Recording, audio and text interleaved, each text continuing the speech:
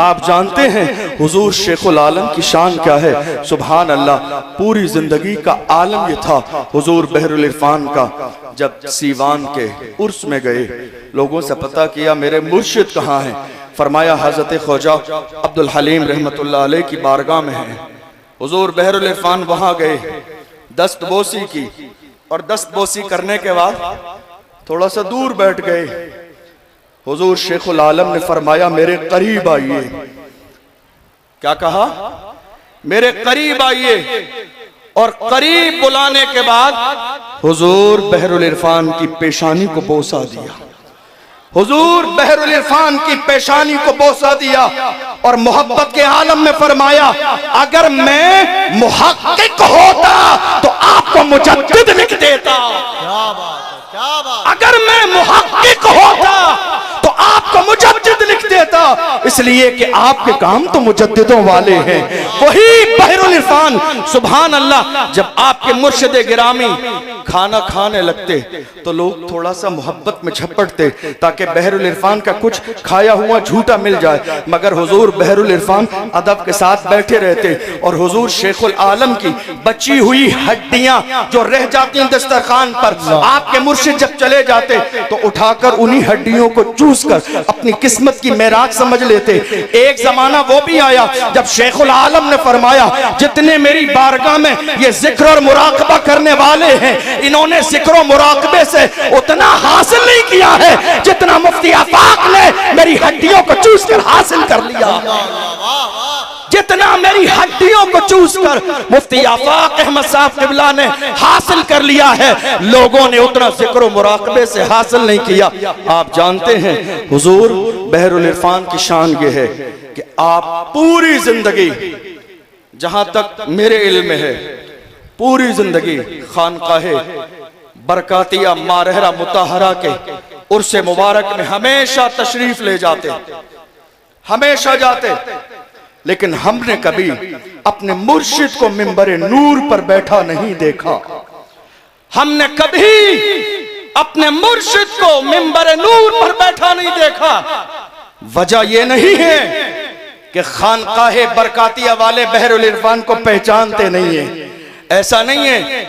मुझे यकीन है और ये बात तमाम उलमा जानते हैं, खानकाहे बरकातिया का हर जमाने में ये मिजाज रहा है, जो काम करने वाला है वो हमारा है, जो मसलके आला हजरत का काम करने वाला है वो हमारा है, जो दीन के फरोग के लिए आधी रात तैयार रहता है वो हमारा है। जानते थे हुजूर अमीन मिल्लत, मगर सुभान अल्लाह कभी गए नहीं। लोगों ने पूछा हुजूर तलबा तक मिंबर पे बैठते हैं, आप मिंबर पे क्यों नहीं जाते हैं?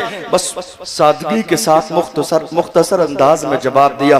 फरमाया वो सादात की बड़ों की जगह है, हम छोटे लोग, वो बड़ों की जगह है, वो बड़ों की जगह है। ऐसा नहीं है कि हुजूर अमीन मिल्लत सरकार जानते नहीं थे।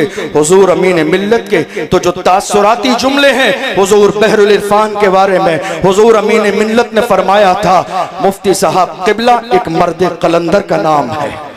मुफ्ती साहब क़िबला एक शख्स का नहीं, शख्सियत का नाम है। मुफ्ती साहब क़िबला एक अंजुमन का नाम है, एक तहरीक का नाम है, एक मुतहर्रिक शख्स का नाम है। फरमाते हैं कन्नौज में कुछ न होते हुए एक एम्पायर तैयार किया है मुफ्ती साहब क़िबला ने। और मुस्तफा अली भाई को कहा आप जिंदगी में कभी मुफ्ती साहब का साथ न छोड़ना, जब जैसी जरूरत पड़े मुफ्ती साहब के साथ खड़े हो जाना। मुझे याद आता है अगर मैं हुजूर रफीक मिल्लत सैयद नजीब हैदर मियां साहब क़िबला के तासुरात पेश करूं तो बहरुल इरफान के जब हाथ में चोट लगी थी, हाथ टूट गया था, आपको ले जाया गया कानपुर।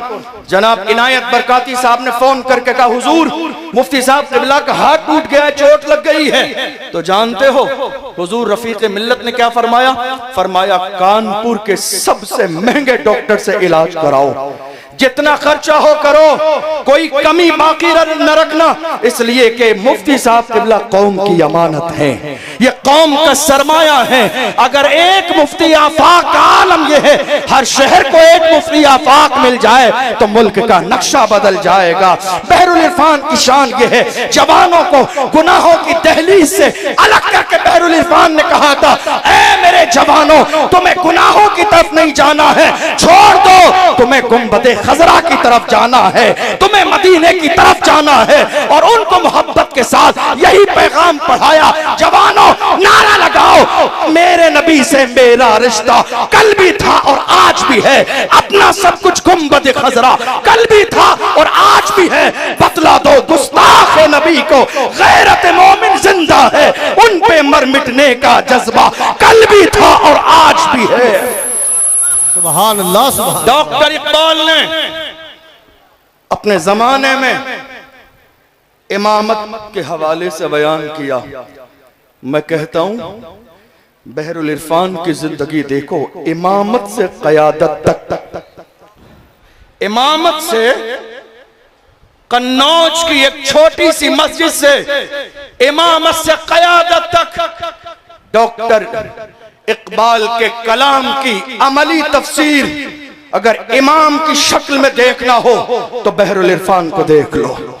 डॉक्टर इकबाल ने कहा, इमामत जो आज बहुत सारे लोगों ने समझ ली है, 2-4 रकात नमाज पढ़ने के बाद हुजरे में जाके सो जाना, दरअसल ये इमामत का हक अदा नहीं हुआ। डॉक्टर इकबाल ने कहा, तूने पूछी है इमामत की हकीकत मुझसे, हक तुझे मेरी तरह साहिब असरार करे, है वही तेरे जमाने का इमाम बरहक, जो तुझे हाजिरो मौजूद से बेजार करे, देख एहसास से जिया तेरा लहू गरमा दे, फक्र की शान चढ़ा के तुझे तलवार करे, फितने मिल्लते बैजा है इमामत उसकी, जो मुसलमान को सलाती का परस्तार करे। क्या बात।